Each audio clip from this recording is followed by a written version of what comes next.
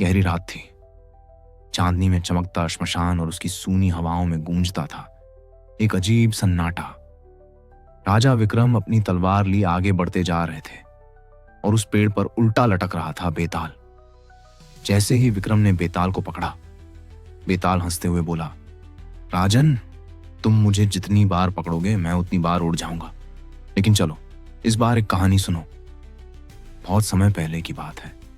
एक शक्तिशाली राजा था अमरसेन। उसका राज्य खुशहाल था और प्रजा वफादार। लेकिन एक दिन कुछ ऐसा हुआ जिसने सबको चौंका दिया।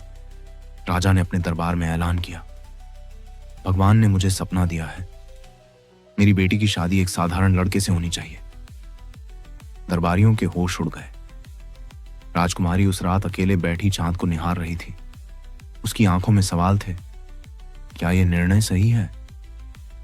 अगले दिन राजा ने अपनी बात दोहराई। वो अडिग थे। उन्होंने कहा, जो मैंने सपना देखा है वही होगा। किसी की हिम्मत नहीं हुई सवाल पूछने की। महल के बगीचे में एक सीधा साधा लड़का फूल लगा रहा था। 2 सिपाही आए और बोले, तुम्हें महाराज ने बुलाया है।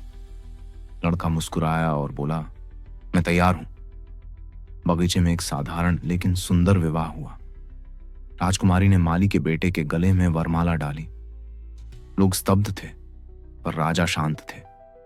कुछ दिन बाद राजा दरबार में खड़े हुए और बोले, अब मैं तुम सबको सच्चाई बताता हूं। सबकी सांसें थम गईं। राजा बोले, वो लड़का साधारण नहीं था। वो वास्तव में एक महान विद्वान था जिसने अपनी पहचान छुपा रखी थी। मैंने भगवान से नहीं, अपने विवेक से काम लिया। इतनी कहानी सुनाने के बाद बेताल बोला, तो बताओ राजन, क्या राजा ने झूठ बोला?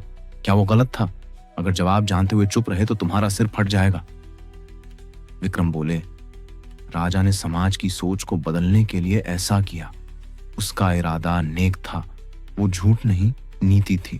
बेताल मुस्कुराया और बोला, एक बार फिर तुम जीत गए विक्रम। ऐसे ही क्लिप के लिए हमारे चैनल को लाइक एंड सब्सक्राइब कीजिए।